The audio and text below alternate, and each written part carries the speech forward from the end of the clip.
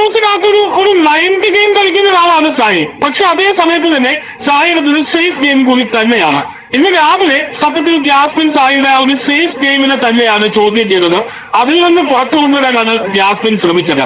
പക്ഷെ സായി പിടികൊടുക്കുകയില്ല. സായിയെ സംബന്ധിച്ചിടത്തോളം image conscious ആണോ എന്ന് എനിക്ക് പലപ്പോഴും തോന്നിയിട്ടുണ്ട്. കാരണം ഇമേജിന് കോട്ടം തട്ടുന്ന പ്രവൃത്തികൾ ഒന്നും തന്നെ സായിയുടെ ഭാഗത്ത് നിന്ന് ഉണ്ടായിട്ടില്ല. സായി വളരെ കാമായിട്ട് കാര്യങ്ങൾ ഡീൽ ചെയ്യുന്നതാണ്. അത് നല്ലതാണ്. അങ്ങനെയുള്ള ആൾക്കാരുണ്ട് കേട്ടോ സമൂഹത്തില്. വളരെ കാമായിട്ട് നൈസായിട്ട് കാര്യങ്ങൾ ഡീൽ ചെയ്യും. ആരിടത്തും കുഴപ്പമൊന്നും ഉണ്ടാക്കാതെ തന്നെ നൈസായിട്ട് നിന്ന് തന്നെ കാര്യങ്ങൾ നേടിയെടുക്കാൻ പറ്റുന്ന ആൾക്കാരുമുണ്ട്. അവരെ നമുക്ക് കിടിലൻ പ്ലേയേഴ്സ് എന്ന് വിളിക്കാം, ഒരു സംശയമില്ല. പക്ഷെ ജാസ്മിനോട് ശ്രമിച്ചുകൊണ്ടിരിക്കുന്നത് സായിയെ പ്രൊവോക്ക് ചെയ്ത് എങ്ങനെയെങ്കിലും സായിയെ കൊണ്ട് പ്രതികരിപ്പിക്കാൻ കഴിയുമോ എന്നതാണ്. അങ്ങനെ പ്രതികരിപ്പിച്ചു കഴിഞ്ഞാൽ ചിലപ്പോൾ സായി നെഗറ്റീവ് ആകാൻ സാധ്യതയുണ്ടെന്ന് ചിലപ്പോൾ ജാസ്മിൻ കണക്കൂട്ടുന്നുണ്ടാവും.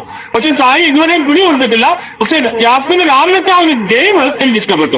കാരണം സായിയെ ഇതുവരെ ആരും അങ്ങനെ പോയിട്ട് നൈസിനെ പ്രൊവോക്ക് ചെയ്ത് കൊണ്ടുവരാൻ ശ്രമിച്ചിട്ടില്ല. അറ്റംപ്റ്റ് നന്നായിരുന്നതാണ് എനിക്ക് തോന്നിയത്. സായിയുടെ ഒരു സേഫ് ഗെയിം തന്നെയാണെന്ന് ജാസ്മിൻ മനസ്സിലാക്കി തന്നെയാണ് ഇനി ഒരു ടോപ്പിക് എടുത്തിട്ടത്. ആ നിലയ്ക്ക് അത് വളരെ നല്ലൊരു മൂവ് ആയിരുന്നു എന്നതാണ് എന്റെ അഭിപ്രായം. അതിനെ സായിക്ക് ഓവർകം ചെയ്യാൻ പറ്റുമെന്നുള്ളത് ഇനിയുള്ള സമയങ്ങളിൽ നമ്മൾ കാണാം. എന്നാലും ജാസ്മിൻ നൈസായിട്ട് സായിയുടെ പല വിഷയങ്ങളും എടുത്ത് ഇട്ടു ഇന്ന് രാവിലെ. അതൊരു നല്ല ഗെയിം തന്നെയാണ്.